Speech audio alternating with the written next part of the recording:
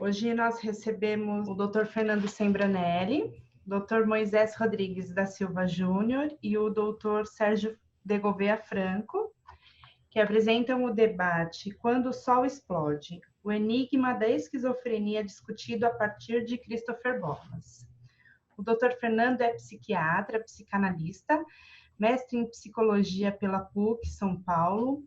Há 20 anos é o responsável técnico pelo Hospital Dia A Casa, instituição pioneira no atendimento de pacientes psicóticos e graves. É supervisor institucional de serviços públicos e privados de saúde. Dirige a coleção de psicopatologia da Editora Escuta. O Dr. Moisés é médico, psicanalista, diretor do projeto Terapêuticos e membro do Departamento de Psicanálise do Instituto Sede Sapiense. O Dr. Sérgio é psicanalista, doutor pela Universidade Estadual de Campinas e pós-doutor em Psicologia Clínica pela PUC, membro do Departamento de Psicanálise do Instituto Sede Sapiense, onde fez formação em psicanálise, presidente da Associação Universitária de Pesquisa em Psicopatologia Fundamental, professor do curso de formação em psicanálise do CEP e professor na Fundação Escola de Comércio Álvares Penteado. É autor do livro Mandrágoras, Clínica Psicanalítica Freud e Winnicott, em parceria com Manuel Berlink e Karin Vondrasek, em outras publicações, entre outras publicações no país e no exterior. O CEP deseja uma ótima atividade a vocês, sejam todos muito bem-vindos. Muito obrigado, Daniela, pela apresentação aí carinhosa. E, na verdade, nós queremos agradecer ao CEP por essa oportunidade desse debate nessa noite e agradecer a todos os presentes. Espero que está todo mundo me ouvindo bem, né? Tá, Daniela? Está todo mundo me ouvindo, né? Bem? Tá tudo ok, sim. Tudo bem. Então, para mim, é uma honra, né, estar nessa mesa, nessa noite, remotamente, ao lado do Moisés Rodrigues da Silva Júnior e do Fernando Sembranelli, para discutir o tema da esquizofrenia.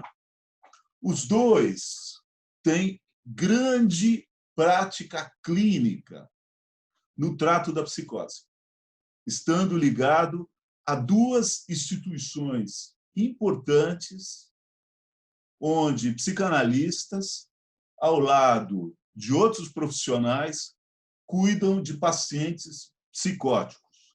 Há muitos anos. Os dois têm uma prática clínica com a psicose há muitos anos. Eles são os verdadeiros especialistas em psicose e esquizofrenia. Eu conheço os dois há muito tempo e trabalho com os dois há várias décadas. Com o Moisés há mais tempo e com o Fernando um pouco menos, mas em ambos os casos nós trabalhamos juntos há muito tempo. Eu estou aqui nessa noite não tanto porque eu seja um especialista em esquizofrenia, mas porque eu estudo o pensamento e as práticas clínicas de Christopher Bolas. O que nos une, nós três aqui, o Moisés, o Fernando e eu, e o Bolas, é que o que nós temos em comum é que acreditamos na importância e no poder da terapia para lidar com pacientes psicóticos. Mais que isso, nós acreditamos na importância da psicanálise para compreender e cuidar desse tipo de paciente. Então, nós afirmamos, assim, logo de saída, e afirmamos corajosamente que a esquizofrenia é mais bem tratada com intensa psicoterapia, muito melhor tratada de quando a psicoterapia está afastada. Isso não quer dizer que nós não reconheçamos o papel e a importância de outras estratégias clínicas, como a medicação ou a intervenção no ambiente. Mas a abordagem que nós sustentamos aqui coloca uma forte ênfase em escutar o paciente, os seus sintomas e os sentidos profundos da patologia. O debate de hoje, você sabe, ele está baseado em um livro do Christopher Bollas, que, traduzindo o título em inglês, o livro se chama Quando o Sol Explode, o Enigma da Esquizofrenia.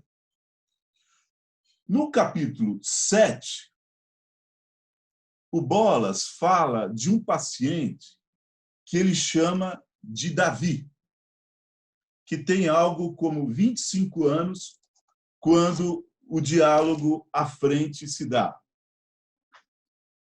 O Bollas pergunta para o Davi: escuta, Davi, como é que você sabe que aconteceu uma transformação crucial em você? E o paciente fica quieto, olha de lado e finalmente responde: o sol explodiu.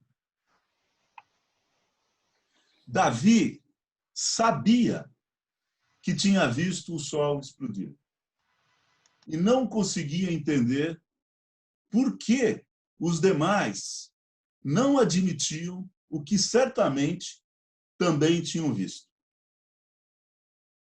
Ver o sol explodindo foi um momento decisivo para Davi. Outros momentos psicóticos vieram mais tarde. Bollas resume: a vida é normal até que o apocalipse chegue.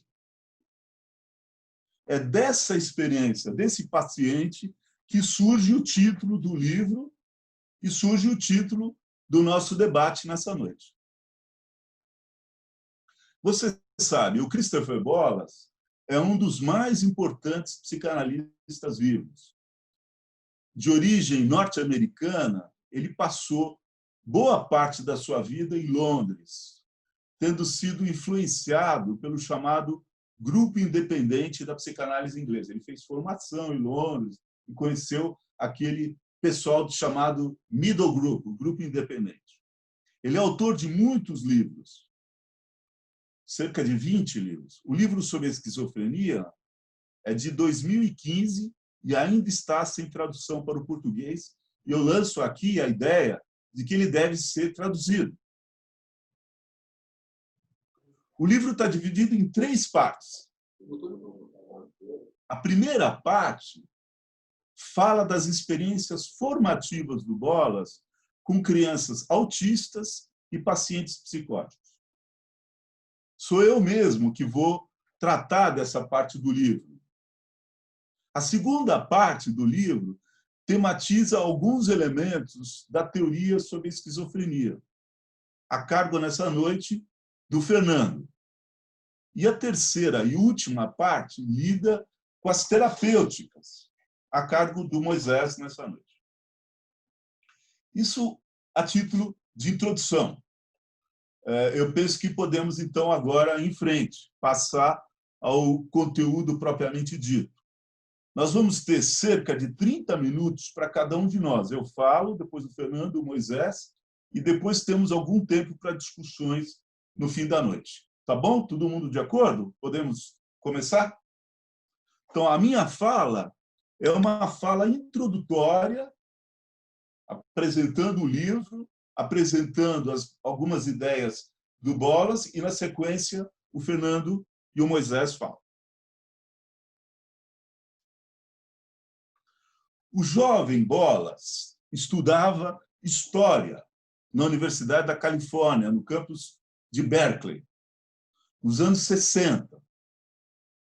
E, em meio àquela balbúrdia, a balbúrdia dos anos 60, que você sabe estava acontecendo intensamente ali na Universidade da Califórnia, ele começou a apresentar alguns sintomas como estudante de História.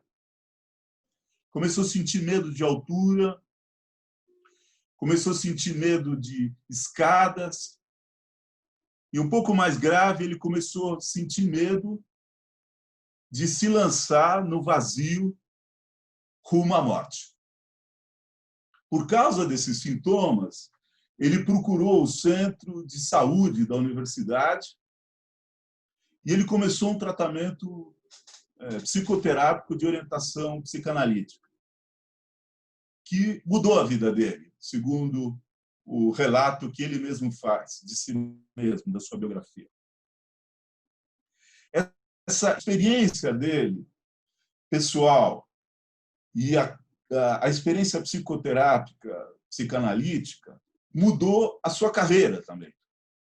Ele começou a estudar Freud e depois tantos outros psicanalistas. E ele começou a usar a psicanálise para interpretar os vários momentos históricos que ele estava estudando. Inclusive, o puritanismo norte-americano ele começou a estudar a partir da psicanálise.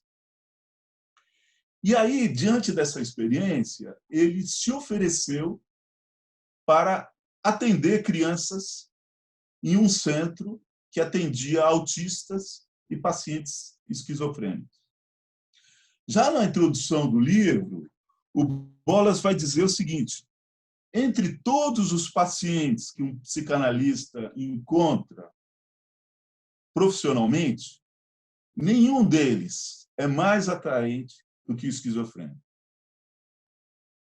Lidar com a esquizofrenia é lidar com o próprio enigma humano. Daí o título do livro, O Enigma da Esquizofrenia.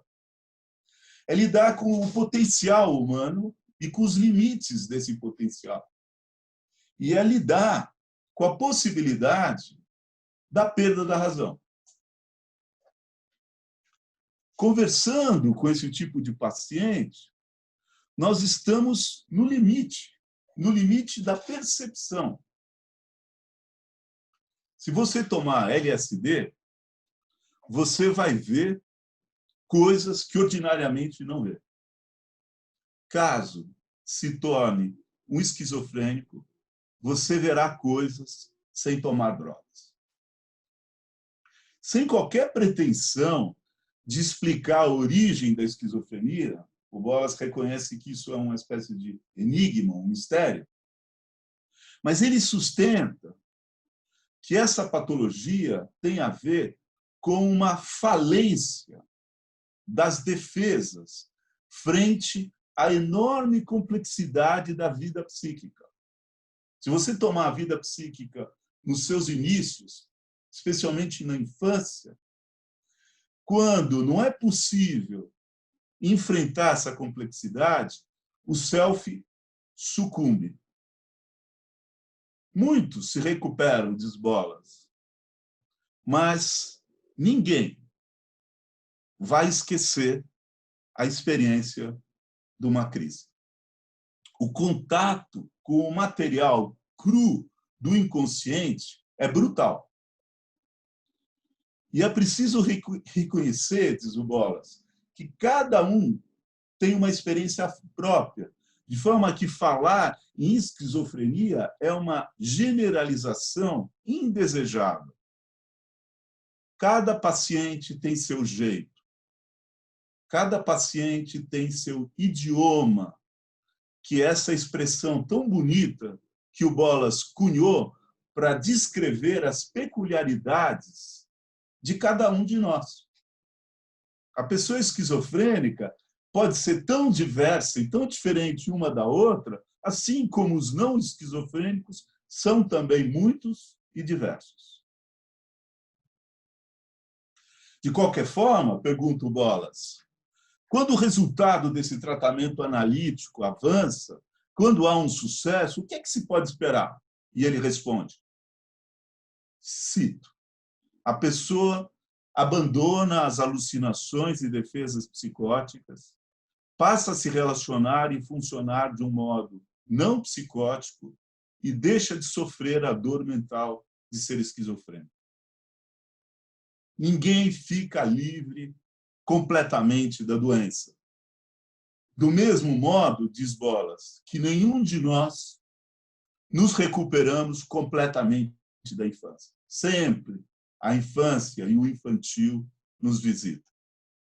Bolas cita um paciente. Bem, eu fui esquizofrênico. Agora sou apenas um esquizóide.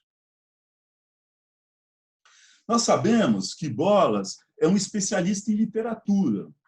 Ele vem desse campo da psicanálise, desse campo da literatura para a psicanálise. Sua tese de doutorado é sobre Melville, o autor de Moby Dick. Ele conhece os clássicos, a tragédia grega, conhece Shakespeare. E Bolas explica que em literatura e em psicanálise a abordagem é do caso. É muito diferente da metodologia que se emprega nas chamadas ciências duras, onde há uma preocupação de trabalhar com um grande número de casos, um grande número de eventos, e se toma o máximo de cuidado para fazer generalizações. O resultado, como se sabe, independe quase que completamente do cientista. Em psicanálise, em literatura, não é assim que a gente trabalha. Nós estudamos um caso com profundidade. Por exemplo, quando nós estudamos Hamlet, nós estudamos uma única peça de Shakespeare e aprofundamos, e há um número enorme de estudos sobre Hamlet. Mas quanto mais se estuda Hamlet, aprofunda-se as experiências e aprendizados sobre a própria condição humana. De modo semelhante, Freud apresenta uma complexidade enorme sobre o funcionamento mental, estudando casos clínicos. Esse é o caminho do livro e da maior parte do trabalho dos psicanalistas. Um certo tipo de abordagem que destoa do livro procura ver a esquizofrenia como geneticamente determinada. Nem sequer desejamos colocar em discussão essa hipótese. Apenas colocamos em discussão algumas consequências dessa hipótese. Lamentamos uma forma de lidar com esses pacientes quando eles são apenas medicados.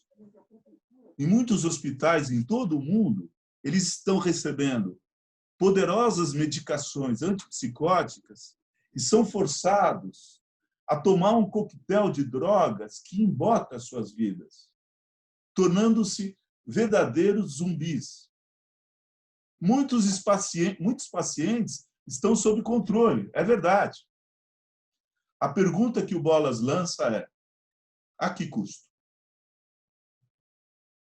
A tragédia acerca da esquizofrenia no passado e ainda no presente tem a ver com uma atitude que joga a chave fora da porta de saída.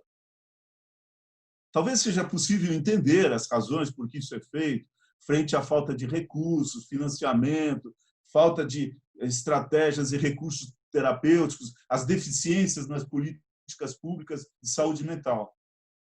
No passado, os pacientes ficavam aprisionados nos hospitais, permanecendo lá por boa parte das suas vidas. Hoje, talvez, o aprisionamento seja mais um encarceramento psicotrópico. Busca-se a qualquer custo a remissão dos sintomas. A erradicação dos sintomas, entretanto, pode erradicar junto a própria condição humana do paciente. Bolas não nega a importância dos hospitais, da medicação, na terapêutica dos esquizofrênicos, mas sustenta com coragem a possibilidade e o sucesso do tratamento com terapia intensiva. Não apenas Bolas, mas muitos outros profissionais sustentam esse caminho, sem idealizações, sem negar as dificuldades, as lutas e os fracassos. O que importa, diz Bolas, é manter no horizonte a possibilidade para o paciente.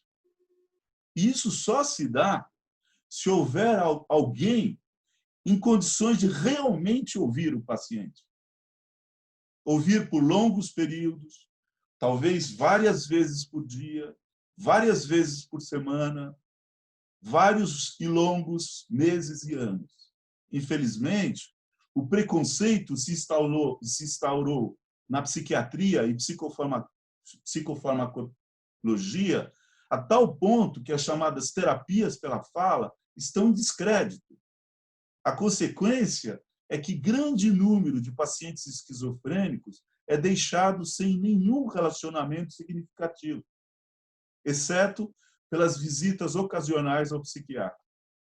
A ironia é que essa abordagem, crê Bolas, acentua ou mesmo cria, em alguma medida, um verdadeiro encarceramento, provocando alterações mentais e uma verdadeira desumanização devido ao isolamento.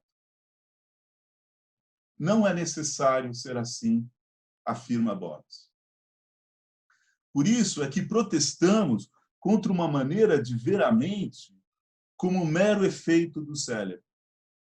Lamentamos uma abordagem que vê na intervenção neurológica todo o campo de ação. Queremos falar de outro caminho, onde uma oferta real, intensa e possivelmente interminável de psicoterapia seja feita. Todos conhecem a força de falar. Qualquer um que estiver vivendo uma situação problemática, naturalmente se volta para a outra. Ser ouvido gera perspectiva, e gera perspectiva para o paciente esquizofrênico também. Assim é que surge a possibilidade de uma produção criativa, mobilizando recursos do inconsciente. Sabemos que um ambiente empático é curativo. Quem é que não sabe disso?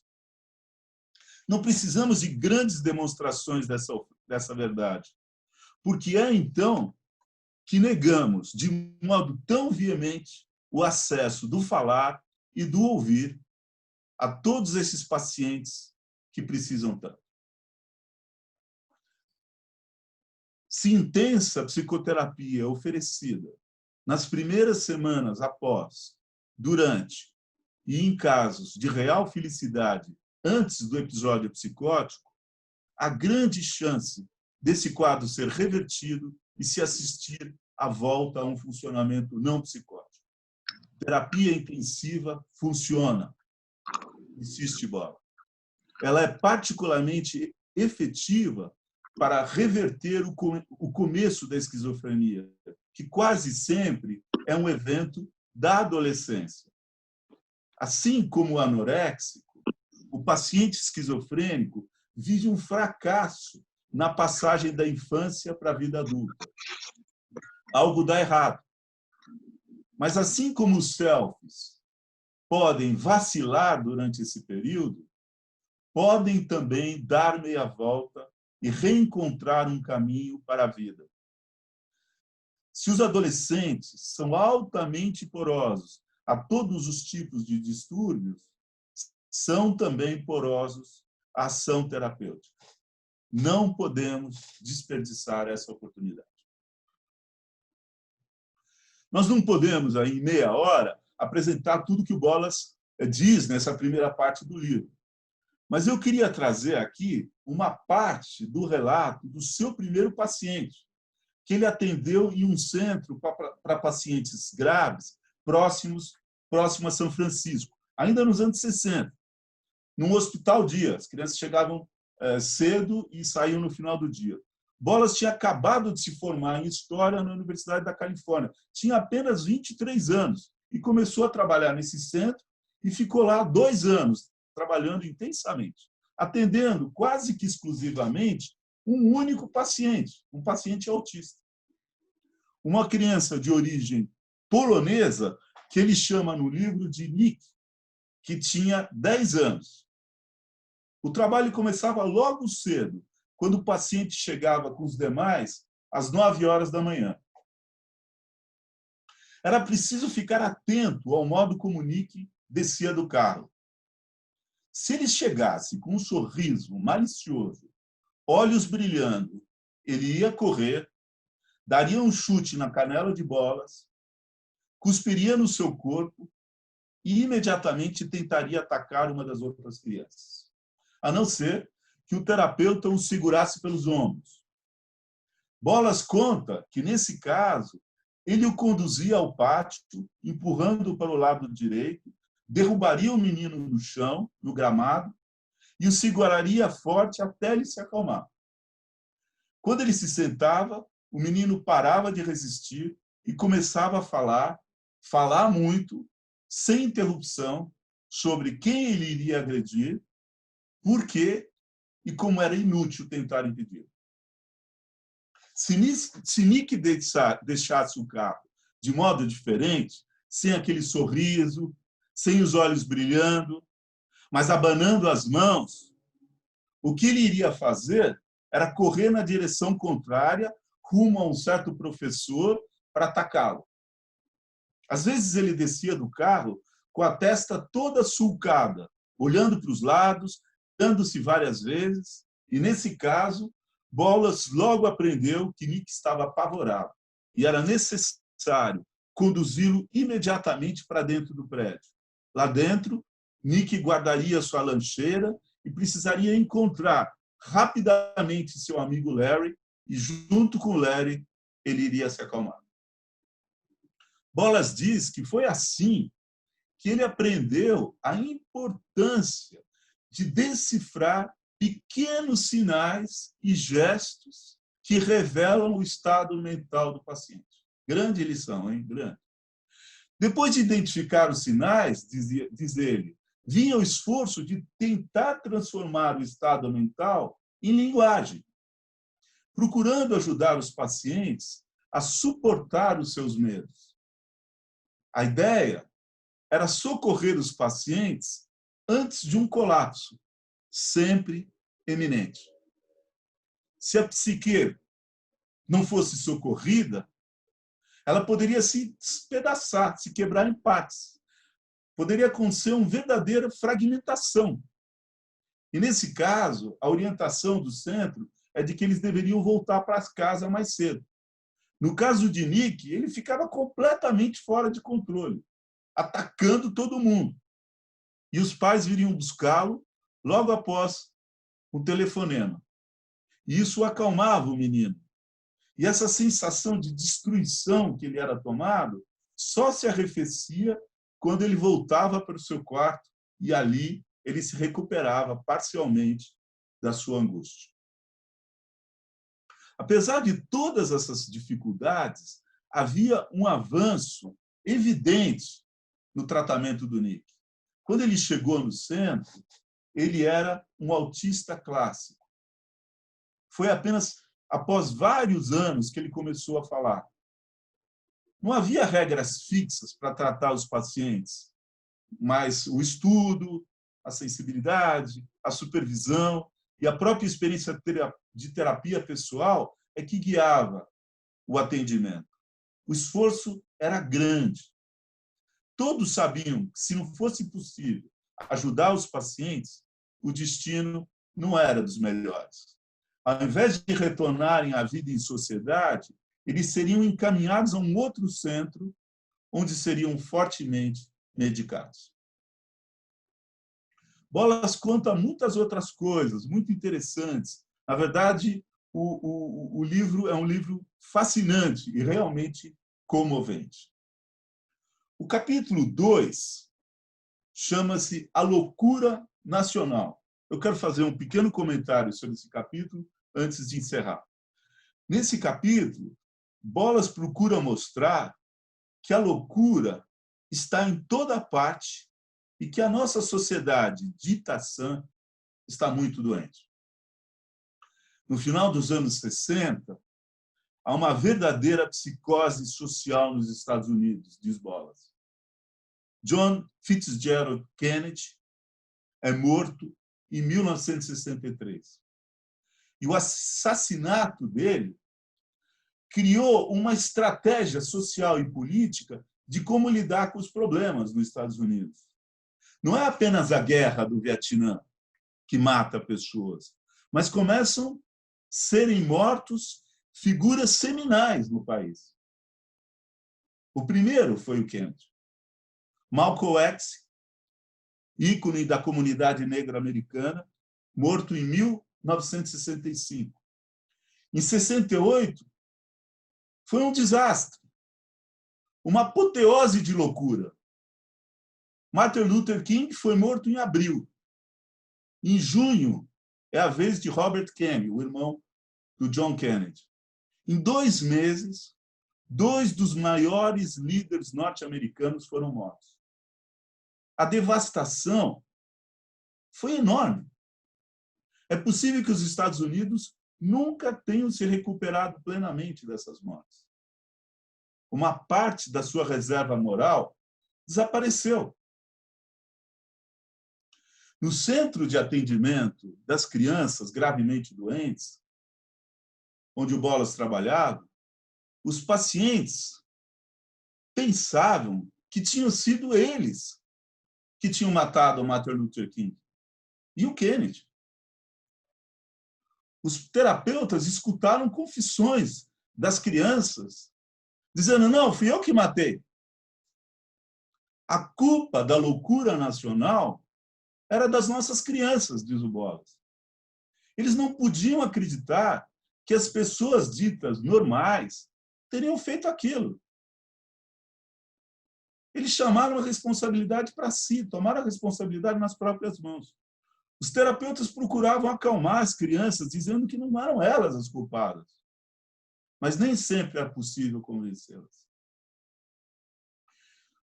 A nossa equipe achava que essas manifestações das nossas crianças, que assumiam a culpa, cheia de pânico, era uma manifestação da crise e do desespero nacional. Quem é que matou esses líderes? Que sociedade é essa que mata seus melhores líderes?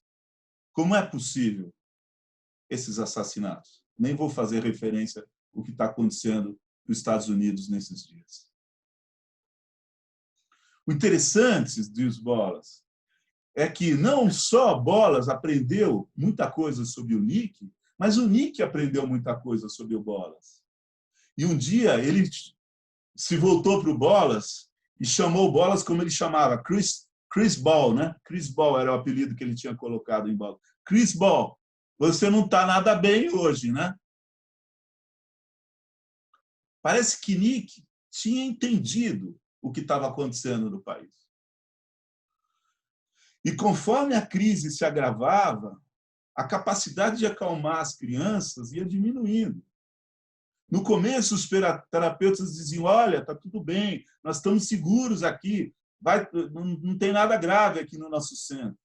Mas, na medida que as manifestações políticas, as passeatas começaram a acontecer em São Francisco com muita intensidade, a polícia começou a passar com o helicóptero em cima do centro. E as crianças começaram a se desesperar. Até um dia que uma grande fumaça se levantou do centro da cidade e todo mundo pôde ver a fumaça. O que é que nós poderíamos dizer agora frente a esses acontecimentos angustiantes? Parece que as fronteiras entre a psicose das crianças e a psicose nacional estavam desaparecendo. Os Estados Unidos estavam doentes. Um colapso mental coletivo estava acontecendo. Nós sabemos que muitas pessoas que foram para a guerra do Vietnã e sabiam que os vietnamitas não eram esses monstros cruéis e perversos, porque eles não sabiam, foi necessário que mecanismos patológicos se instaurassem para manter vivo esses soldados. Foi necessário um processo de desumanização para se manter vivo diante da guerra. E os Estados Unidos, nas suas disputas externas e internas, teve que criar uma espécie de mito de inocência. Nós somos limpos, justos, bons. fruto dessa negação que se fortaleceu na guerra e que se implantou na cultura norte-americana desde aquela época e ainda não acabou. Claro que nós não podemos dizer que não há diferença entre os ditos normais e os psicóticos. Claro que há.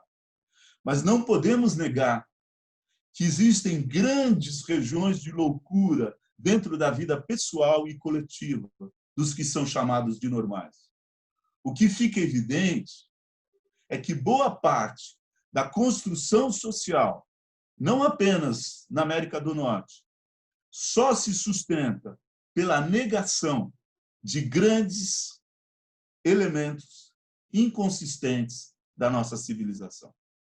O contato com os esquizofrênicos podem colocar em evidência a dimensão propriamente louca dessas defesas baseadas na negação. É pouco? Tudo isso nos deixa pensar. E, de fato, parece que o sol explodiu.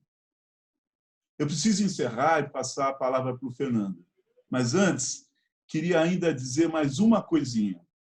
Talvez seja correto dizer que isso não ocorre apenas na América do Norte. Talvez o correto fosse indicar as marcas loucas da nossa sociedade brasileira, onde políticos e líderes se comportam como se estivessem mais loucos que os psicóticos.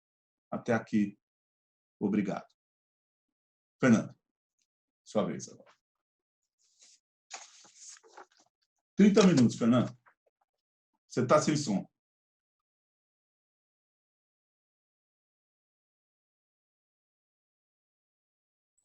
Aperta no isso. Pronto. Pronto. Boa noite a todos. Boa noite, Sérgio. Boa noite, Moisés.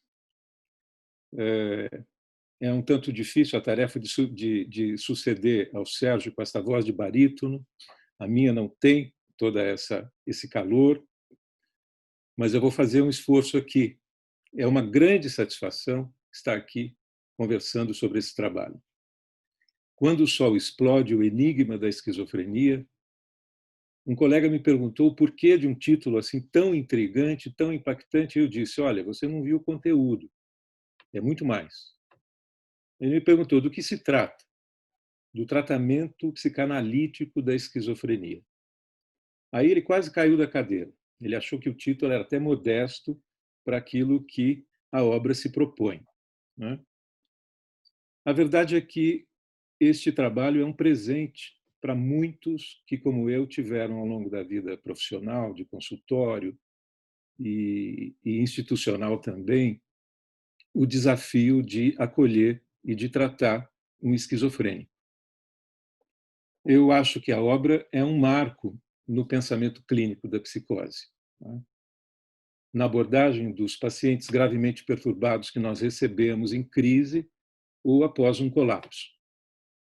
Eu lembraria, algo que o Sérgio não lembrou, que este livro se segue a um trabalho de 2013, que focaliza justamente a psicanálise do breakdown, né? Peguemos antes que eles caiam, dizia ele lá. Outro título muito sugestivo, né? E lá também, de uma forma muito persuasiva, muito calorosa, o Bolas defende que a psicanálise seja considerada uma via régia para tratar os que estão se despedaçando ou caindo, né? Então, os pacientes que experienciam um colapso beneficiam-se da oferta intensiva de tratamento analítico como algo muito potente e transformador. O que acontece quando isto, de certa maneira, é negado?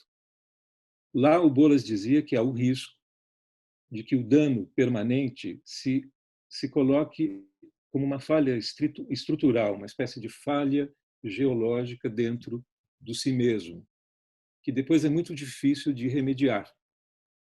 Ele chamou, então, de selfies quebrados, os broken selves.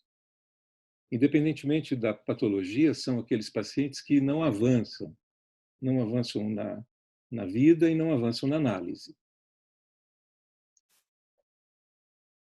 Na esquizofrenia, no livro sobre esquizofrenia, o Bolas faz questão de dizer, como bem lembrou o Sérgio, que não se trata de tratado, porque afinal nós nunca saberemos se a esquizofrenia é resultado de causas genéticas, intrauterinas, prematuras, maternas, de choque sexual, familiar, etc. No entanto, diz ele, a gente pode saber algo sobre como os esquizofrênicos percebem a realidade, como eles pensam, como eles se comportam, como eles se relacionam. Nós podemos saber algo como e por que e quando, principalmente, eles estão preparados para um trabalho com o terapeuta. Não é sempre que esse trabalho está possibilitado, não é? E é disso que se trata. Bolas diz que claramente nós sabemos que o ser esquizofrênico é mais uma forma de ser humano. E ele nos aproxima dessa experiência do ser esquizofrênico sem deixar de inseri-lo no mundo, que é o nosso mundo. Este mundo que, de certa maneira, o Sérgio tangenciou, né? Lembrando da realidade social. Este mundo, nas últimas décadas, é sobretudo feito de sombras, de algumas nuvens que estão se espalhando e provocando uma escuridão desoladora. Porque veio se formando aí um consenso em torno da esquizofrenia de que, por ela ser uma doença grave, crônica, alienante, ela pertence ao território da psiquiatria biológica, né? O trabalho do Bolas brilha porque ele funciona como um farol. Ele vai construindo uma teorização sobre a esquizofrenia, não é? A partir dos seus próprios casos e da sua própria clínica, mas ele não deixa de confrontar, de interpelar e de provocar. Eu acho que, às vezes, ele parece até um pensamento martelo, uma martelada à maneira do Nietzsche, desferir coisas. Claro, ele discorda, inicialmente, do pressuposto de que a esquizofrenia possa ser reduzida à expressão de um distúrbio cerebral e que ela possa ser resolvida por uma combinatória de medicação e de internações ocasionais. Mas a principal crítica nem é esta. A questão maior é que esta abordagem, a abordagem médica, confunde o ser do esquizofrênico com o seu próprio sintoma. E isto é mais ou menos como jogar o bebê com a água do banho. Quer dizer, de tanto combater o sintoma, perde-se de vista a dimensão humana.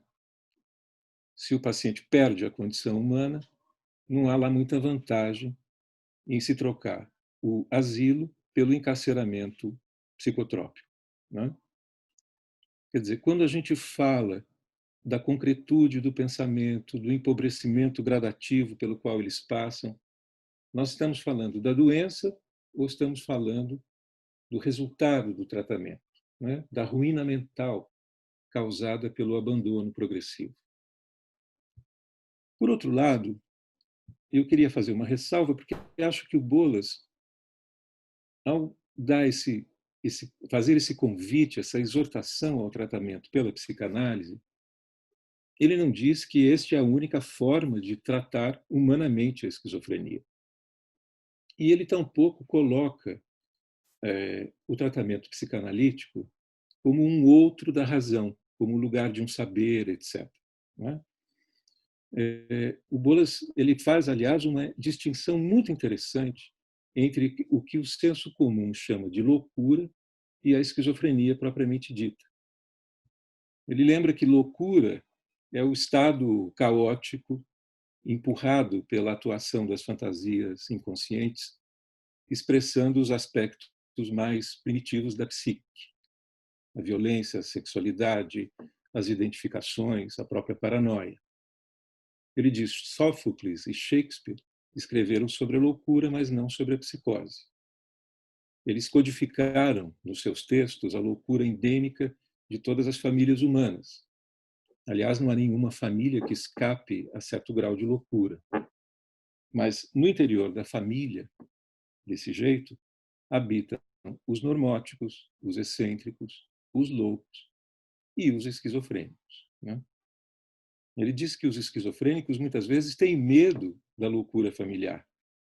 Eles vão criando certas defesas contra isso. Saem na ponta dos pés para não se contaminar com tanta loucura. Para a gente entender o mundo do esquizofrênico e o ser do esquizofrênico, como diz ele, é preciso que a gente diferencie, portanto, não apenas do normal, mas também do que é excêntrico e do que é louco. Esta ideia de oferta de terapia repousa na crença de que isto pode alterar muito radicalmente o prognóstico e os desdobramentos futuros. E ela se assenta também na visão que o Bolas, né, tem do processo analítico. Como a gente sabe, o Bolas ele tem uma obra muito extensa,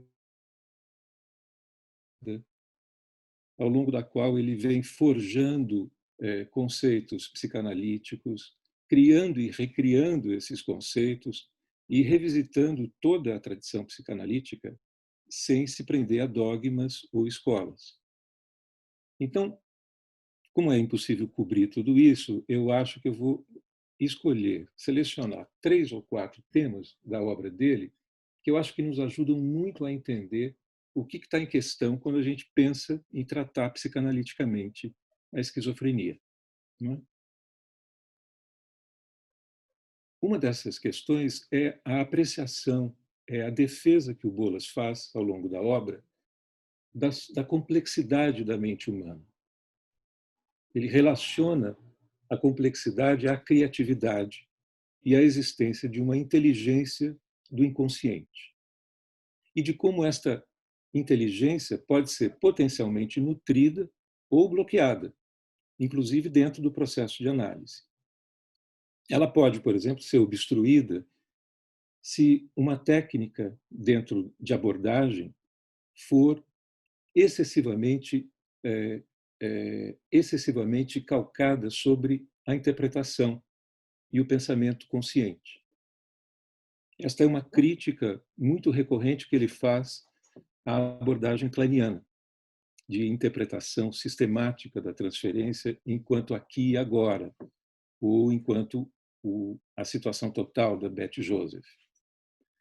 Por outro lado, embora ele tenha na obra dele uma clara afiliação e proximidade com Winnicott, também sobra para o Winnicott quando ele diz que a ideia ou o valor que a gente pode atribuir à instalação de relações muito benignas e nutritivas, buscando a regressão como um recurso terapêutico, também pode ser problemático.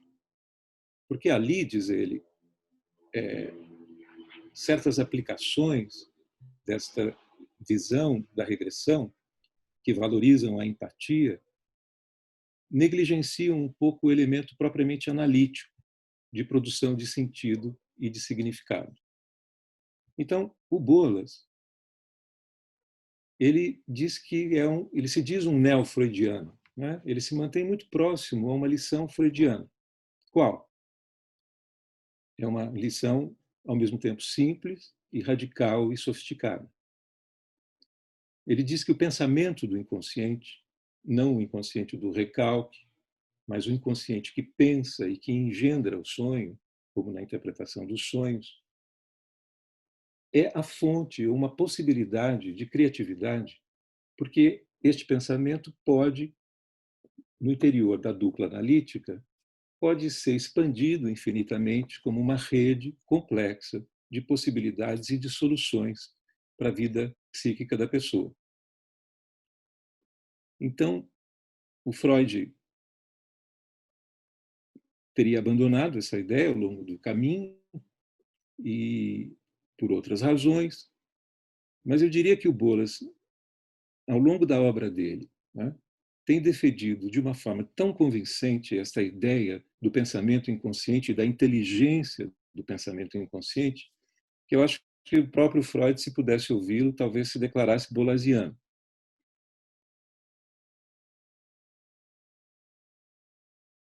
E é uma pessoa, um autor claramente avesso a essas dogmatizações. Muitas vezes já criticou as diferentes formalizações de Klein, Lacan, Winnicott, dizendo que isto reduz a possibilidade do diálogo e reduz a possibilidade da gente pensar as dificuldades na clínica, né? Então, a esquizofrenia é um desses momentos cruciais, muito difíceis. É melhor, diz o Bolas, que a gente visite sempre os grandes textos da psicanálise para enxergarmos coisas diferentes. As teorias são visões, ele diz, são formas perceptivas, e cada uma delas pode ver aquilo que as outras não veem. Bom, o Bolas diz que o tratamento da esquizofrenia é possível pela psicanálise porque ele é uma forma generativa de tratar. E eu pergunto, qual que é a modalidade de escuta analítica? E foi uma questão que eu me pus várias vezes, recebendo um paciente, um esquizofrênico ou um psicótico. Que modalidade de escuta a gente pode colocar para funcionar? E eu lembro que a escuta, como diz o Luiz Cláudio Figueiredo, é o que instaura a situação de análise, né? Envolve uma questão ética, envolve uma questão do que fazer com o discurso e os conteúdos que o paciente traz. Se o Bolas diz que nós podemos oferecer uma escuta baseada no inconsciente receptivo e que o tratamento é generativo, né, eu acho que essa palavra nos remete a um conceito que é central na obra dele, que é o de genera psíquica. E o conceito também de transformatividade. Uma ideia muito legal e muito, muito importante na obra dele, né? Porque o Bolas diz que nós procuramos, ao longo da vida, empreendemos uma busca de experiências de encontro com objetos que nos proporcionem transformação. E a questão é menos possuir um objeto e muito mais experimentar um processo no qual o sujeito se entrega a esse objeto para dele receber alguma coisa, cuidados constitutivos ou reparadores, né? Então, este objeto pode ser o analista como objeto transformacional. Este objeto reúne, ao mesmo tempo, um caráter projetivo e receptivo. As duas coisas são importantes na relação analítica ali. O analista e paciente estão engajados numa seleção de objetos para proporcionar tratamento e a expressão do idioma pessoal. E quando as coisas andam bem, o trabalho analítico vai na direção de encontrar soluções cada vez mais ricas e complexas, né? Este é o conceito de generatividade. Saúde psíquica, diz o Bolas, é uma capacidade de experimentar esta expansão. A coisa caiu aqui justamente quando eu falava dos objetos e da transformalidade implicada no encontro com objetos, né? O Zoom é um objeto desse para mim, um pouco aterrorizante. Bom, dizia que o analista e paciente estão engajados numa seleção de objetos, né, com efeitos evocativos, mútuos, usando da subjetividade de ambos, né, para favorecer a criação de soluções psíquicas a partir do inconsciente receptivo, como diz o Bolas, né.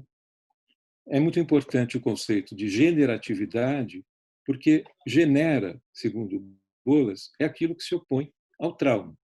Genera são essas estruturas que se formam ao longo do trabalho analítico que combinam, né, qualidades positivas, soluções, a interpretação dos sonhos, etc., etc., né, abrindo a possibilidade, né, do psiquismo se mover. Em contraposição a isso, o trauma, segundo Bolas, é tudo aquilo que condensa, né, que reúne qualidades muito negativas e forma núcleos muito duros de negatividade. Então, genera psíquica a ideia de complexidade, que é um longo elogio na obra do Bolas da questão da complexidade, né? E o uso de objetos transformadores é tudo aquilo que para onde um processo analítico deve apontar. É isto que nós temos no atendimento da esquizofrenia? Claro, a coisa deve apontar nessa direção, né? Mas a segunda parte do livro da esquizofrenia, do livro sobre a esquizofrenia, é justamente a problematização dos desafios, né, do adoecer esquizofrênico. Então, o que o Bolas vem nos dizer é que na esquizofrenia nós estamos um tanto quanto distantes da aceitação tranquila da complexidade psíquica, né? Para um esquizofrênico, mesmo quando ele não está em turbulência ou está numa crise, a relação entre o eu que experiencia e a própria mente estão em dissonância. E o Bolas explora, nessa segunda parte do livro, exatamente o fosso que se abre entre a mente e o self, mostrando que são pacientes que sofrem de uma grande ansiedade em relação ao próprio pensar e à própria mente.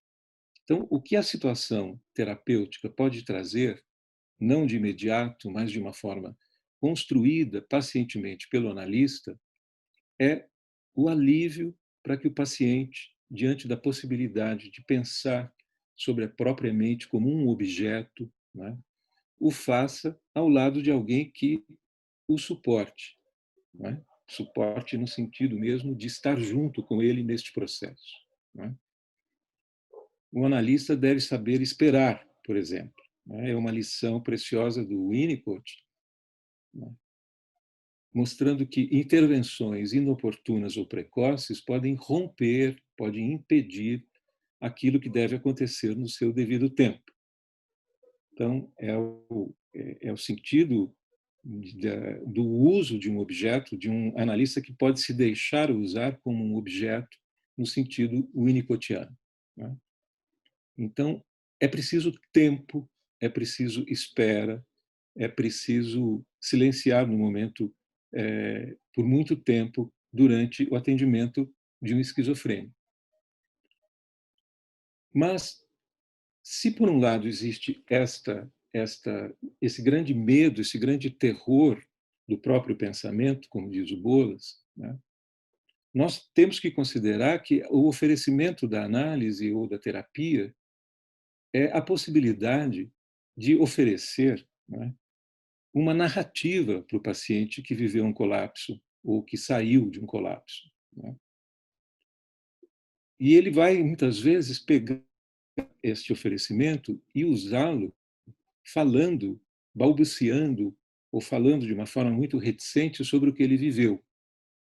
E aí o Bolas, num capítulo especialmente interessante, brilhante, ele diz que o paciente esquizofrênico, neste momento, né, depois de um colapso, ele estará muito mais próximo de mitologizar do que de historicizar a sua própria vida, não é? Quer dizer, esta função de historicização, de dizer o que se passou, etapa após etapa, de colocar as coisas numa perspectiva de tempo, isso está prejudicado, não é? Então, uma frase muito linda do Bolas é dizer que narrar restaura o fio integrativo da função egóica. E narrar pode ser uma bela chance de pronunciar novamente a palavra eu, né? Frequentemente, depois de uma crise, o paciente se esquiva, né? Ele tenta salvaguardar o que restou do eu, e quando ele fala eu, muitas vezes é uma função pronominal androide, né? O ego está se escondendo, seja em pessoas, seja em objetos, não é? Para lá num futuro distante, depois de um trabalho analítico, ele possa recuperar alguma coisa que foi, de certa maneira, criptografado nestas relações com os objetos e com as coisas. O Bolas diz que um paciente esquizofrênico frequentemente não consegue pensar, ou melhor, ele pensa através da ação. Em vez de refletir sobre as coisas, ele sai fazendo uma coisa ou outra. É um esforço para se esquivar do pensamento, né? Quantas vezes a gente encontra na clínica pacientes chegando nesse estado de coisas, com comportamentos ritualizados que envolvem coisas muito concretas, né? Eles não param, vão para lá, vão para cá, a família os tenta entender o que está se passando e não consegue entender, né? O paciente localiza nos objetos determinadas funções, né, que a própria Anna Siegel chama depois de equação simbólica. Falar de uma coisa é mais ou menos como interferir diretamente na realidade, né? Então, tudo aquilo que é dito ou feito tem alguma coisa que retroage sobre o paciente de uma forma mágica ou ameaçadora, né? Bolas diz que o que é evidente é quase que uma dessignificação da linguagem, né? Uma palavra pode representar um alívio, né? Então ela vai ser buscada ou protegida. Outras palavras ou outros significantes representam uma ameaça egóica tão funda, tão grave, que elas podem ser banidas do vocabulário, podem ficar fora do léxico, né? Então, talvez o primeiro trabalho do analista na crise ou pós-crise seja justamente esse trabalho de mapear o campo minado, né, e respeitando as defesas do paciente, entrar num acordo com os objetos que ele pode tocar, ele, analista, pode tocar ou não pode tocar. À medida que o paciente percebe que o analista não se assusta com aquilo, não impõe a sua própria vontade aos objetos, ele vai se sentindo mais seguro. É uma aposta na construção de uma confiança necessária, voltando e reforçando a ideia central que atravessa toda esta problematização do Bolas da segunda parte do livro. Nós estamos no terreno das projeções, né? Um terreno absolutamente projetivo, que nos remete, né, às identificações projetivas, tal como a Melanie Klein nos apresentou no seu texto de 46. Né?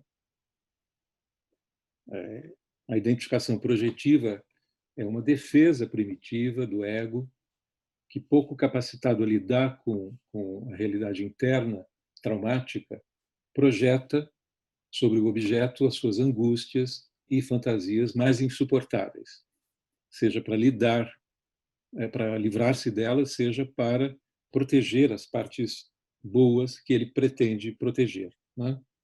É uma defesa e uma fantasia inconsciente.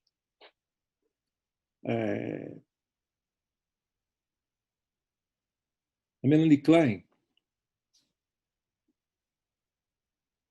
percebe muito claramente o movimento pendular que acontece entre a posição esquizoide e a paranoide. Quer dizer, a posição esquizoide como sendo o produto das cisões, e cisões internas também, né? E um isolamento, uma incomunicabilidade do psiquismo consigo mesmo e com os outros, né? Um enrijecimento e uma incomunicabilidade.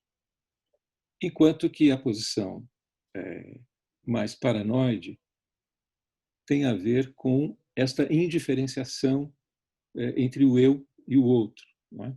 São os processos de idealização aos quais o Sérgio se referiu no plano mais social, todos eles partem de talvez de uma idealização típica da posição esquizoparanoide. Né? Então, eu acho que Bolas se estende mostrando uma série de apresentações projetivas, né?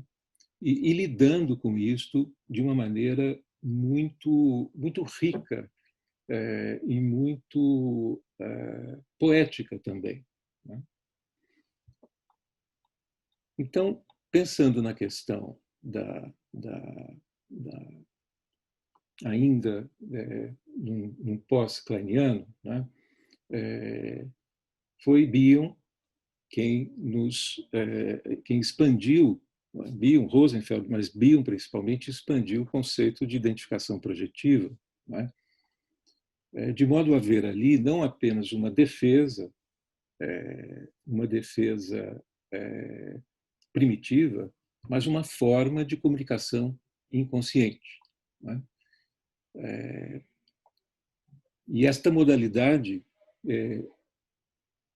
explorada pelo Bion, pelo qual as angústias e fantasias são projetadas de modo a serem acolhidas e suportadas e elaboradas pelo sujeito, pelo terapeuta no devido tempo, transformadas em algo suportável e apta a ser usada pelo sujeito, ou seja, o processo de continência, de suporte, metabolização e simbolização exercido pelo paciente, isto é fundamental, né, no processo que o Bolas desenvolve nessa segunda parte. Né? Então, já me encaminhando para o final, porque acho que me estendi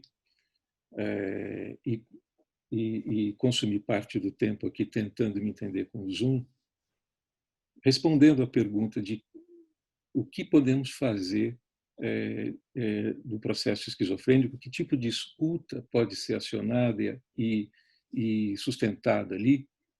Obviamente, é uma escuta que se abre para a complexidade, que procura explorar a gênese psíquica de soluções, etc., mas que não pode prescindir de um papel de continência ativa para o paciente esquizofrênico. Né? É esta a ideia que eu acho que incorpora a dimensão bioniana, o pensamento bioniano muito pregnante na visão psicanalítica do Bolas. Né? E com isto passo a palavra ao Moisés. Obrigado. Muito obrigado, Fernando. Moisés, por favor. Olá, gente. Boa noite. Sentindo a estranheza de saber que somos muitos e não os vejo. É uma experiência rara. É ótimo ser o terceiro num serial. Já falou o Sérgio, já falou o Fernando. Estou encadeado num discurso que vem se desenvolvendo. Discurso muito competente dos dois amigos. Pessoas muito inteligentes, muito versadas com a psicanálise e que fazem uma aproximação com o Bolas que é realmente muito caprichada, muito bem feita. Vou procurar apresentar alguma coisa, não da terceira sessão do livro, mas uma reação à terceira sessão do livro. Isso vai ficando mais claro na medida em que eu for apresentando as minhas ideias.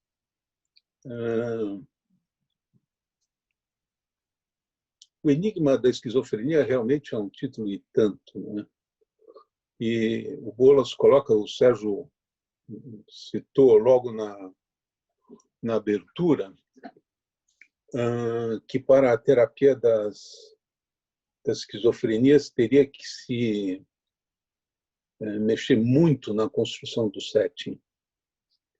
O Sérgio chega a falar que é um setting que precisa estar sendo permanentemente produzido e criado. Nesse sentido, o Sérgio falou, várias sessões no mesmo dia. Eu diria várias sessões de variadas frequências, com variadas frequências, com acesso do paciente fora dos horários desses settings determinados, me levaram ao longo dos anos a desenvolver uma concepção clara de psicanálise em instituição. Por que instituição? Porque, evidentemente, essas alterações no setting e no manejo do caso levam a uma ampliação no contexto do tratamento que me leva a pensar muito na mãe ambiente e na necessidade da mãe ambiente para que o sujeito, a existência esquizofrênica, possa estar, para que possa chegar a ser. Gostei muito de uma frase que saiu aí pelo tanto que as generalizações são indesejáveis frente aos enigmas. Me parece muito bem colocado.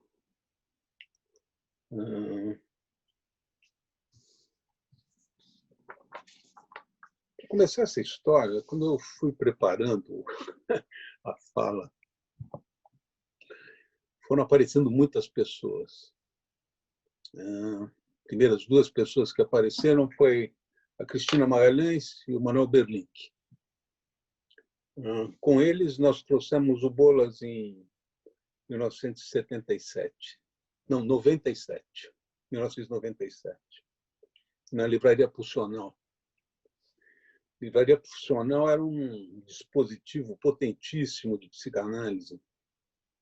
Se chamavam Centro de Psicanálise, porque ali se editava e se abria a interlocução com os autores, fossem eles de onde fossem, e nós tivemos a oportunidade naqueles anos de conversar com o que se produzia de psicanálise na América Latina, mas também na Europa. Foram anos muito interessantes.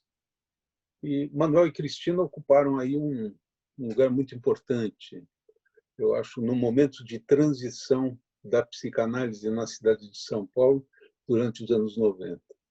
E é com carinho que me lembro deles, em especial do Manuel, quem eu gostaria de lembrar e de fazer presente entre nós nessa noite também.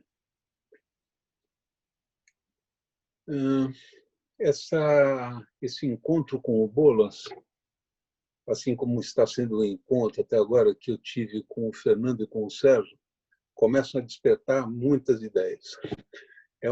O Bolas é um psicanalista culto, e isso é uma coisa que o Emílio Rodrigues dizia, que nós, psicanalistas, nós somos muito provincianos.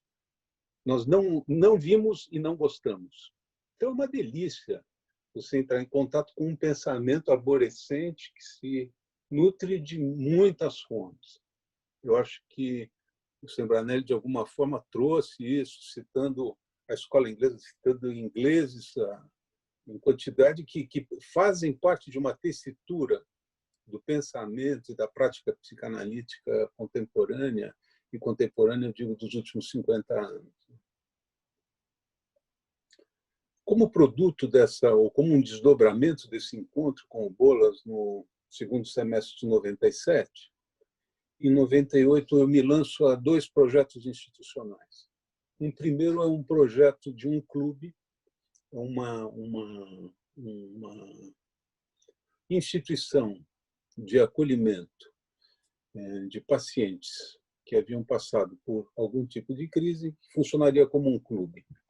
Um clube pelos articuladores que me pareciam muito propícios, como o cuidado com o corpo, o lazer, a sociabilidade, a cultura. Me parecia que, dentro desse instituinte ou desse significante clube, nós poderíamos encontrar uma miríade de objetos a serem apresentados aos participantes da situação.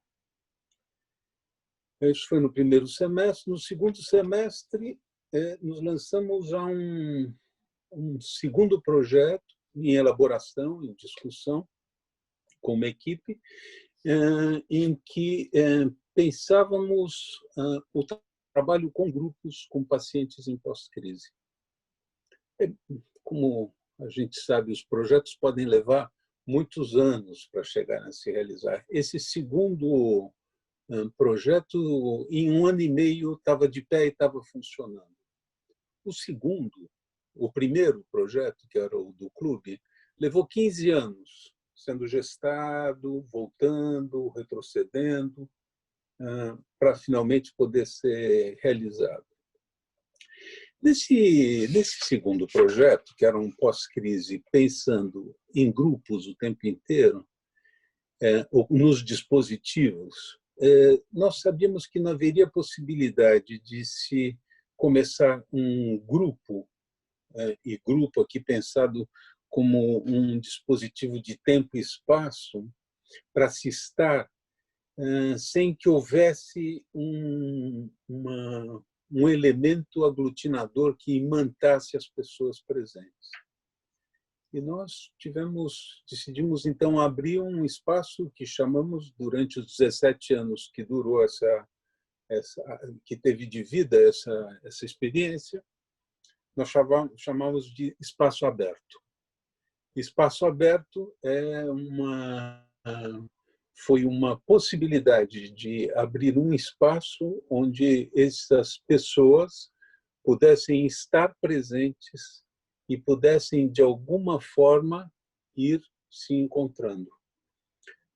E, a partir desses encontros, a equipe, em reunião clínica, iria discernir quais settings seriam necessários para dar conta do idioma daquele grupo específico. O idioma é um conceito maravilhoso do Winnicott, não é assim, do Bolas, em que ele ultrapassa, ele deixa para trás muito da tradição winnicottiana e parte para um conceito em que ele diz que o idioma é uma estética da personalidade inconsciente, em que o que se busca não é o significado. O importante não é o significado, mas o uso dos objetos que podem se conjugar na experiência. Esse era um índice que nós estávamos trabalhando, procurando conjuntamente alguma coisa que fosse nos idiomas que este grupo fosse desenvolvendo, encontrar dispositivos que pudessem ser adequados, nos utilizando de três orientações ou 3 modalidades metodológicas clínicas. A primeira é a percepção inconsciente, porque eu acho que se fala muito que, nos casos graves, as interpretações devem ser reduzidas ou retiradas do campo, mas eu acho que o Bolas nos apresenta formas de operar nesses campos pré-verbais em que todo esforço se faz no sentido do surgimento de uma palavra com sentido, com significado. E os operadores que ele propõe para essa situação da pré-verbalidade seria, em primeiro lugar, a percepção inconsciente, tendo como modelo o sonhar. Em 97, quando eu conheci o Bolas, ele estava, nos últimos 3 anos, dando seminários sobre a interpretação dos sonhos do Freud. Assim, realmente, a obra dele é encantadora, de alguma forma, porque ele enfrenta o enigma com a potência do sonho. Ele diz, num lugar, um sonho pode cogitar centenas de pensamentos em alguns segundos, com uma eficiência vertiginosa. Ele pode contemplar o passado, o presente e o futuro imaginado em uma única imagem. E pode reunir o espectro total de afetos implícitos na experiência do dia, incluindo todas as linhas ramificantes de pensamentos derivados dessa experiência.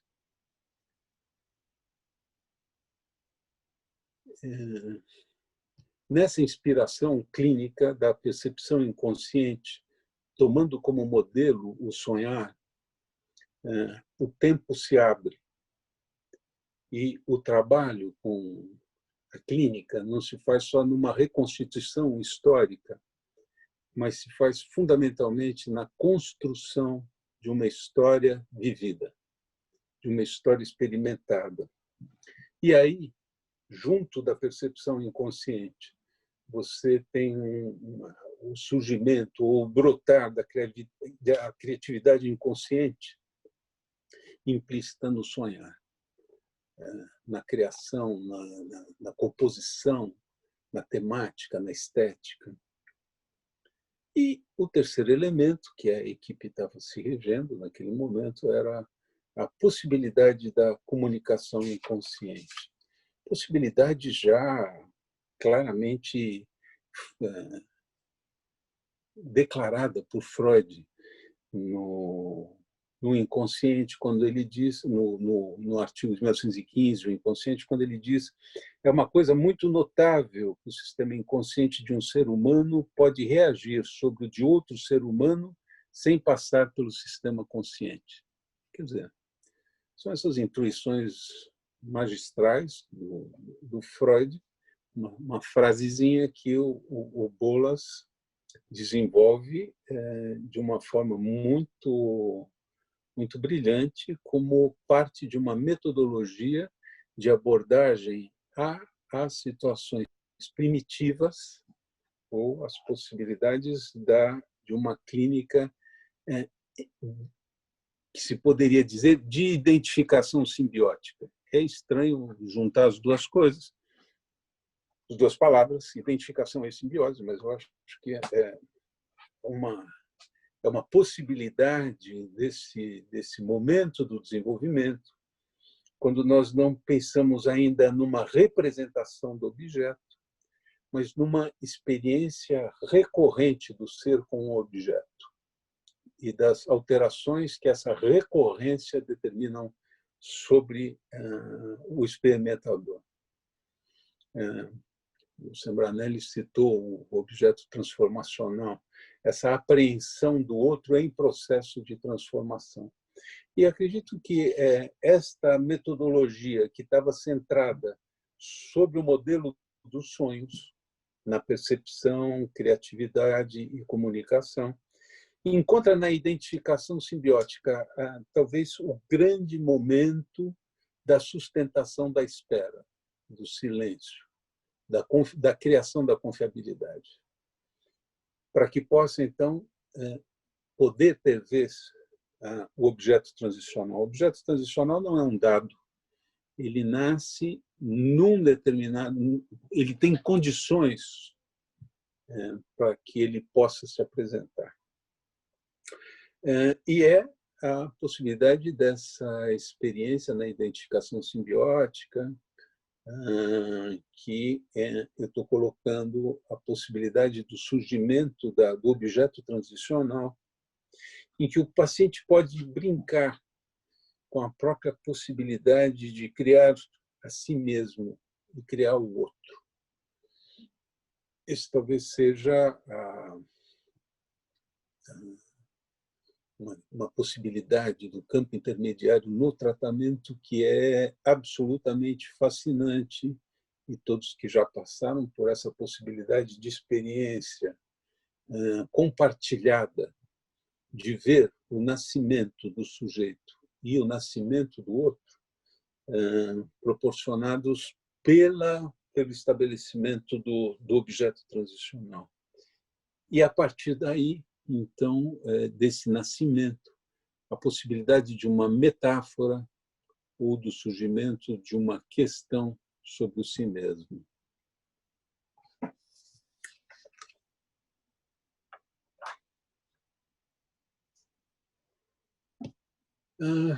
Os settings que foram sendo criados ao longo dos anos, todos eles tinham como articulador o trabalho em grupos. O trabalho em grupos em que o imantador do grupo, o que fazia o grupo, era o conceito de projeto. Por falar de projeto é falar de futuro. Falar de projeto é falar de projétil, é de lançar à frente. É de não somente termos o tempo presente e o passado, mas a possibilidade de criação de futuros. A criação de sentido, de um sentido aqui que é muito mais espacial do que semântico, uma direção. O Fernando falou em algum momento de, em vez de pensar, o fazer. Assim, de verdade, a prevalência, né, a grande importância que tem o experimentar no processo terapêutico da esquizofrenia. Eu acho que aqui o projeto, Fernando, ele se junta absolutamente com o que você desenvolveu de uma forma muito clara do conceito winnicottiano do generativo ou do generapsíquico. Que os generas, eles são matrizes de intensidade interior que são criados numa confluência de ideias, imagens, sentimentos, que são todos eles relacionados por o que ele chama de uma gravidade psíquica coletora. A gravidade psíquica coletora, nós pensamos que estava colocado não nos coordenadores, nos terapeutas, mas estava colocado no grupo.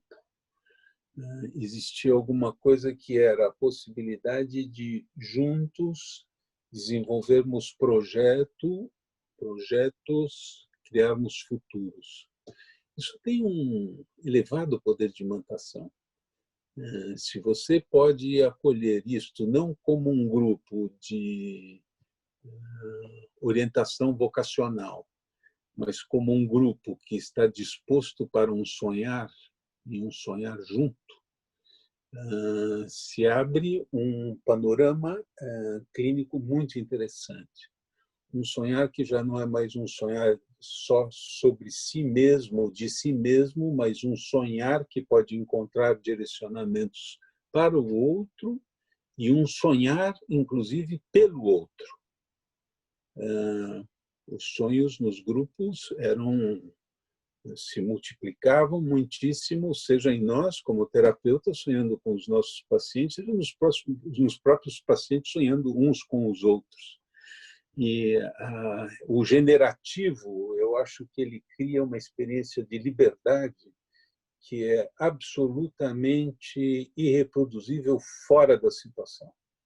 Assim, é uma possibilidade de uma liberdade da metáfora, assim, que não paga mais nenhum tipo de fidelidade ao acontecimento real ou à realidade, mas que pode se desdobrar nas possibilidades múltiplas do humano, onde de verdade ele está colocado, que é na sua possibilidade de sonhar.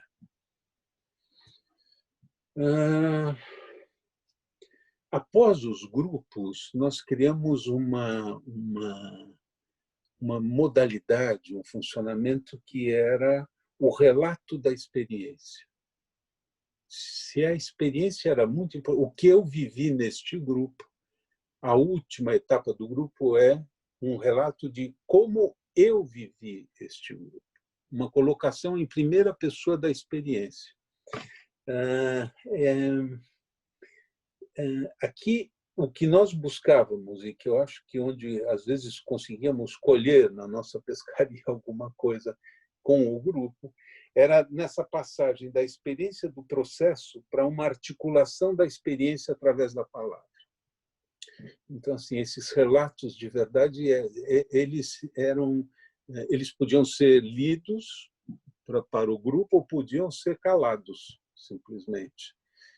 Havia pacientes que faziam relatos e que calavam durante longuíssimos períodos, mas sempre eram momentos de muita intensidade em que a leitura do relato, como eu vivi, não era seguida de nenhum comentário sobre o relato. Aquele relato era em si mesmo. Era a forma a que foi possível se chegar ao final de todo o trabalho grupal. Ao final desse trabalho também havia um relato da coordenação. Sempre ao final do grupo a gente buscava um relato da experiência também dos terapeutas, em que eles pudessem, com um mínimo de intervenção da elaboração, produzir um relato, uma narrativa sobre o impacto do grupo. Esta narrativa era compartilhada num grupo dos terapeutas que seguiam diariamente o grupo através do relato dos impactos. Isso tudo desaguava numa reunião clínica onde eu acredito que finalmente nós vamos encontrar a junção de todas as partes e a criação de um corpo. É através da junção de todas essas múltiplas partes, dessas múltiplas atividades que se fizeram durante a semana, que na reunião clínica se juntavam um corpo e podia-se viver a estranheza dos casos. Se experimentar a estranheza, experimentar em mim a estranheza do caso e poder, através dessa estranheza em mim, poder trabalhar dentro do grupo a existência em processo da clínica que nós estamos nos enfrentando.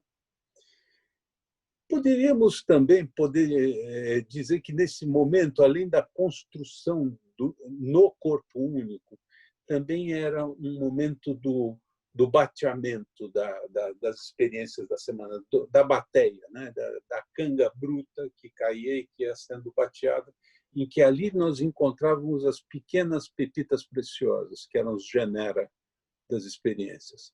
Esses eram os indicadores que nós tínhamos para a condução dos processos.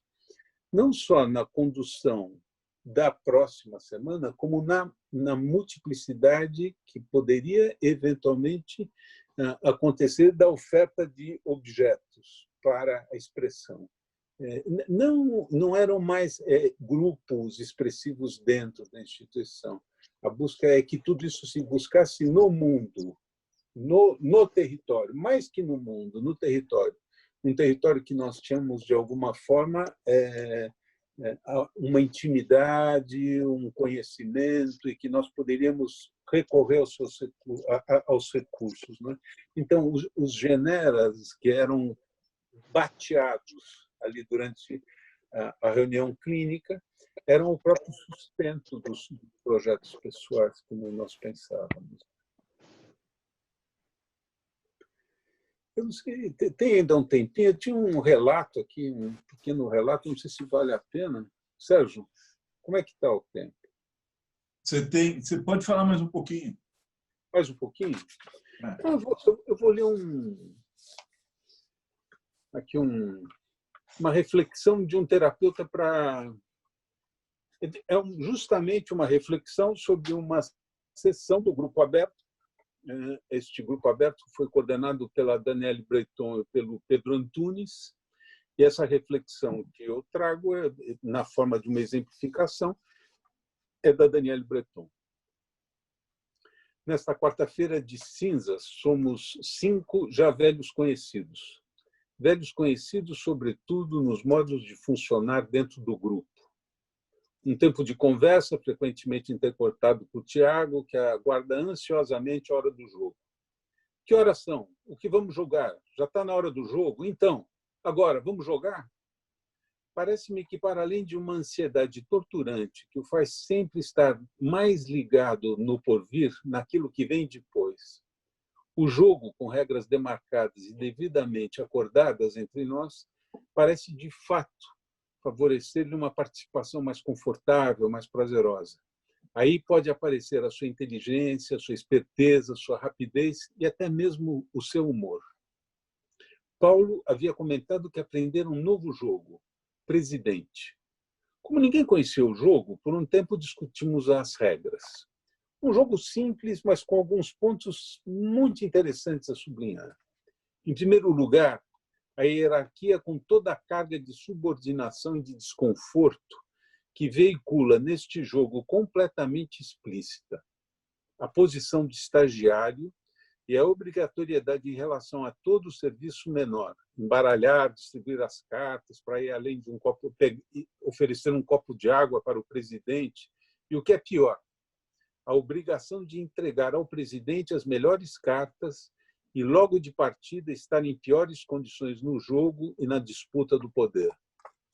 Evidente que me lembrei da expressão do Fernando, delicadíssima, sair pé ante pé desta família louca antes que me peguem. O jogo é uma cena esquizofrênica de despossuimento, de esburacamento. Este é o jogo que vai ser jogado por essa turma. É uma ironia sobre o poder, as regras frequentemente injustas que o sustentam, enfim. Outro ponto que me faz pensar as tais regras deste jogo são o fato de um pequeno detalhe, propor um confronto com o que se convenciona chamar de forte ou fraco. O jogo tem como carta mais forte o 3 e mais fraca o 4. É um pequeno detalhe, mas que provoca uma necessária reorganização e põe em jogo os conceitos de forte e fraco. É um desafio, uma espécie de provocação. Mas voltemos ao jogo. Tiradas as cartas que na primeira rodada definiriam sua sorte, a posição que definiriam pela sorte a posição hierárquica de cada um de nós, presidente, vice-presidente, diretor, secretário-geral e estagiário, precisamos mudar concretamente de lugar. E Tiago protesta: não precisa, dá para jogar daqui mesmo. Devidamente enquadrado, ocupamos então as posições. Tiago ocuparia nessa rodada uma posição intermediária baixa, secretário-geral. Paulo na presidência e eu estagiário. Primeira rodada, ajustes gerais das regras, as posições se mantêm inalteradas. E, mais uma vez, humilhantemente, Tiago e eu precisamos entregar as nossas melhores cartas aos superiores e receber deles as piores. E, assim, desfalcados, iniciar a rodada. Protestamos. Mais eu do que ele. Tiago Zombeteiro desfrutava do pequeno privilégio que neste momento, dispunha em relação a mim. Dizia que eu estava ótimo como estagiário, pois sabia embaralhar muito bem as cartas. Um serviço menor. Mais uma em 2 jogadas e Tiago vai parar na posição de estagiário. O desgosto mudo era visível. Parecia não saber dar qualquer lugar àquele desconforto. Fechou a cara como uma criança tentando o diminuto recurso que tinha para se haver com aquilo. A cara é de quem está de saco completamente cheio daquela diversão pouco nobre, olha com um olhar de desprezo para aqueles imbecis que se divertem com tão pouco. Logo em seguida, parte para a nova estratégia. Vamos parar nessa rodada e jogar blefe?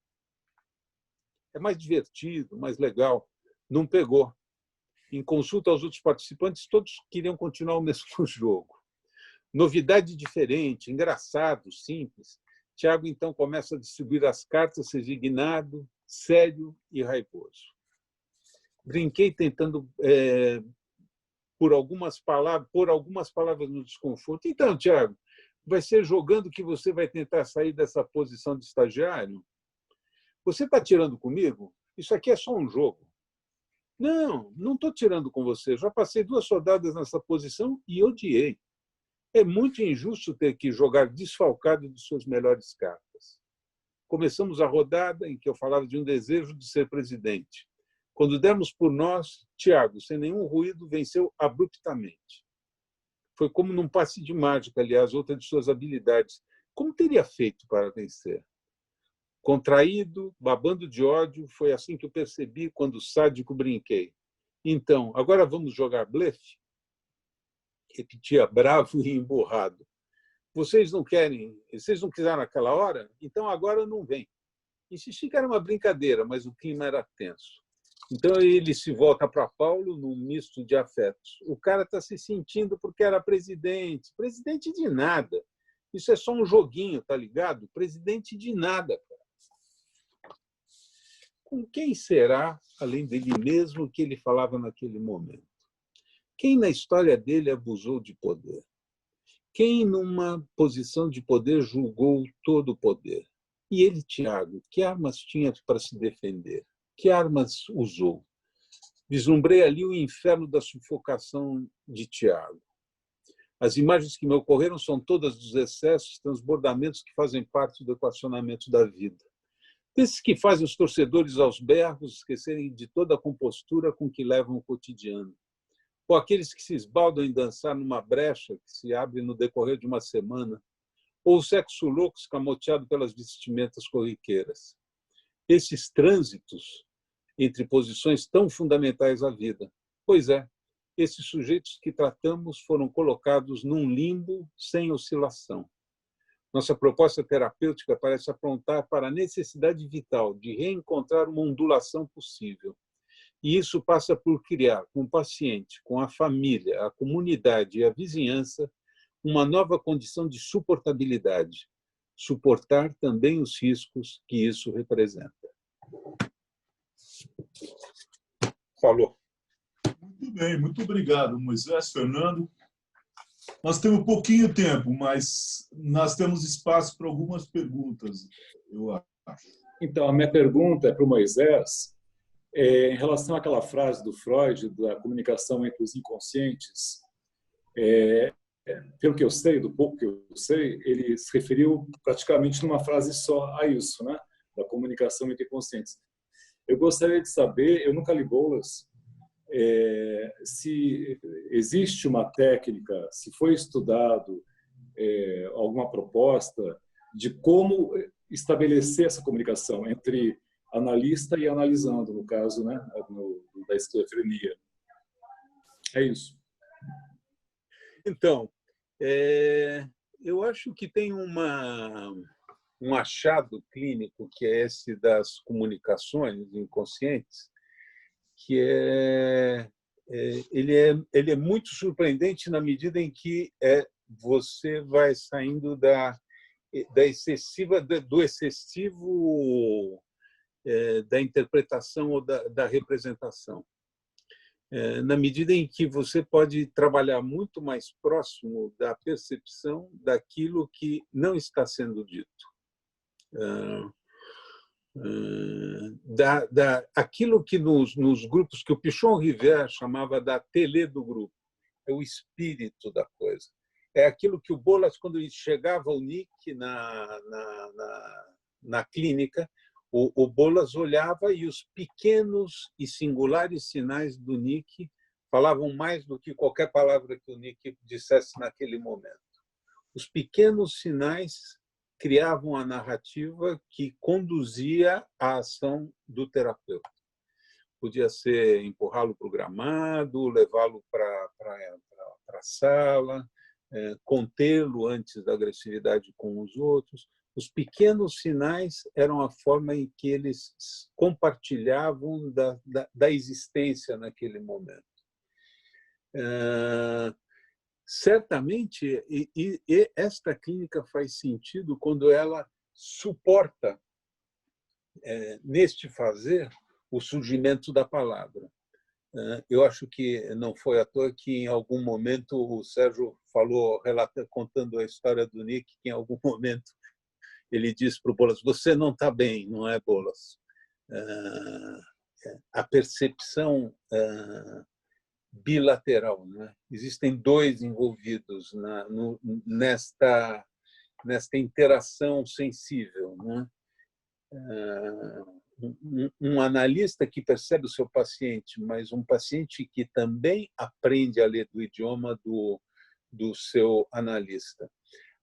A referência aqui muito clara é a relação da mãe com o bebê. Né?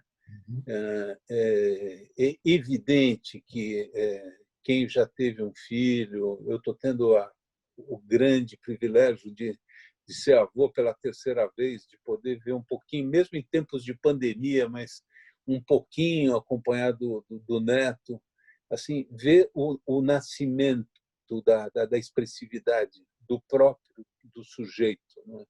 Alguma coisa que desde pequeno ele pode se parecer na cabeça dos adultos, pode se parecer com o papai, com a mamãe, mas ele vem com um linguajar próprio, ele vem com um idioma próprio. E é a disposição para entender nos singulares essa expressão que vai constituir essa clínica. Eu acho fantástico e acho interessante pensar que, para o Bolas, a subjetividade do analista está convocada o tempo inteiro.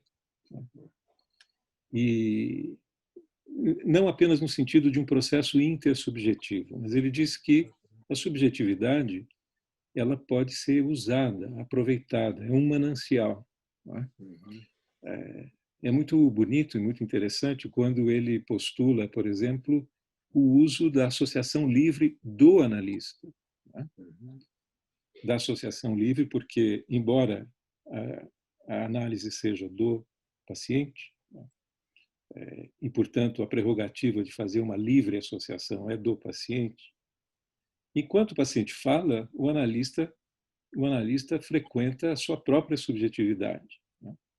E determinados sinais que constituem a tal genera, também ocorrem ao analista. Então, a ideia do inconsciente receptivo é alguma coisa que está ali sendo construída, compartilhada, né, por ambos. O que é muito arriscado é o analista, como o Bolas lembra, o analista se tomar de uma espécie de imposição narcísica e querer que o paciente preste atenção à associação livre que ele fez. Não é? Ele diz assim, bom, isso é um grande risco, porque o paciente pode ouvir aquela associação e desconsiderar imediatamente, jogar aquilo fora. Não é? É apenas alguma coisa que vem contribuir para tal genera psíquica. Você lembra bem a força gravitacional que as qualidades positivas, que as ressonâncias do sonho, né, representam para construir esta coisa forte que é uma genera. E aí o analista pode emprestar alguma coisa da sua própria subjetividade a isso. Mas ele não pode querer ser ouvido. Né? É trágico quando, numa análise, o analista interrompe o seu paciente para fazer uma consideração e diz assim, olha, você associa livremente e eu digo o que me vem na telha. Não é? Mais ou menos isso. Apenas como uma complementação do que você falou e da questão do inconsciente, do inconsciente, da comunicação inconsciente. Fernando, a minha conexão caiu no momento que você estava falando em relação ao setting, né, a construção e essa sempre construção do setting terapêutico e o manejo clínico. Hoje eu vejo que, de fato, é algo que está demandando muito e que, infelizmente, se observa que muitos psicanalistas que têm um viés bem ortodoxo pensam nessa clínica como uma escuta ou excluem.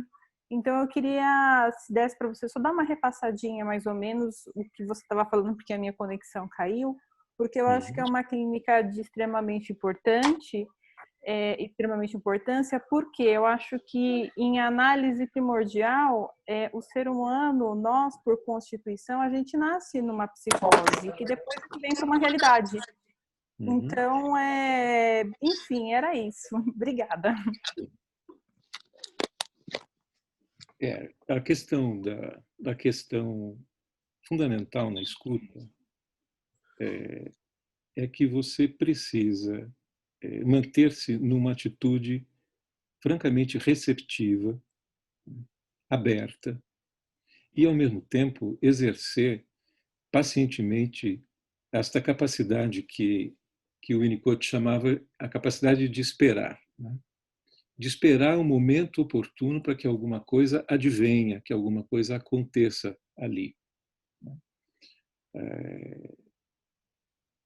A precipitação, aliás, eu acho que o Moisés lembrou bem que não é preciso ter uma atitude tão reverencial assim com o discurso esquizofrênico ou com o devir esquizofrênico, no sentido de que aquilo não comportaria uma interpretação, né? Mas há um momento de interpretar e há um momento de silenciar e de esperar. O Bolas diz que é muito mais feito de espera, né? Este trabalho de construção de algo propiciador entre o analista e o seu paciente, do que propriamente você interpretar, né? Mas esta função, a função alfa, né? A função bioniana de receber, de conter, de metabolizar e de ajudar o paciente com as suas dificuldades, as suas angústias mais insuportáveis, com aquilo que não é pensável, né? Isto é trabalho de um analista em qualquer situação analítica e, sobretudo, quando você está diante de um paciente assustado, ameaçado, né? Então, eu acho que a questão da escuta passa muito pela delicadeza, né, desta continência ativa, como eu disse, e que o Bolas vai, acho que, surfando ao longo de todos os capítulos do livro, né? Sérgio, eu anotei aqui, mas eu gostaria se você pudesse, por favor, esclarecer, que você falou que de um contato com o material cru do inconsciente. E eu não entendi bem se você estava falando se isso é uma condição da esquizofrenia, isso faz parte da esquizofrenia. Isso. Esses quadros psicóticos, né, André, eles são caracterizados por isso que se costumou convencionar dizer que é o inconsciente a céu aberto, não é isso? Então, é uma visitação do inconsciente muito pouco defendida, né? E por isso mesmo muito dura para o ser humano, né? Porque o recalque é muito importante. Embora a gente trate o recalque como uma marca da neurose, a falta do recalque é muito pior ainda. Então, a gente deveria distinguir um recalque saudável de um recalque, digamos assim, não saudável. E nesses quadros graves, você tem visitação de material muito cru, muito pouco elaborado. Ele invade a vida do paciente. E isso é profundamente perturbador. É isso que o Fernando está dizendo, da continência, né? Esse trabalho de socorrer o paciente frente a essa invasão do inconsciente, oferecendo continência, oferecendo acompanhamento frente à angústia, angústias impensáveis, como dizia o Winnicott, né? Sim, é devastador, pode ser devastador. Ok. Ficou claro, obrigada. Não sei se alguém quer falar mais alguma coisa, mas eu gostaria muito de agradecer ao Fernando, ao Moisés e a todos as contribuições. E estou recebendo aqui, estou vendo no chat, muitos elogios para o encontro. Quero agradecer a todos e o próprio CEP. Alguém perguntou mais uma vez o nome do livro aqui. Ele não está traduzido. Em inglês, Quando o Sol Explode, o Enigma da Esquizofrenia. Tá bom? Eu acho que nós podemos encerrar, salvo se alguém ainda queira dizer alguma coisa. Fernando, obrigado. Moisés, obrigado. Obrigado. Pessoal, a todos, muito obrigado pela noite. Muito boa.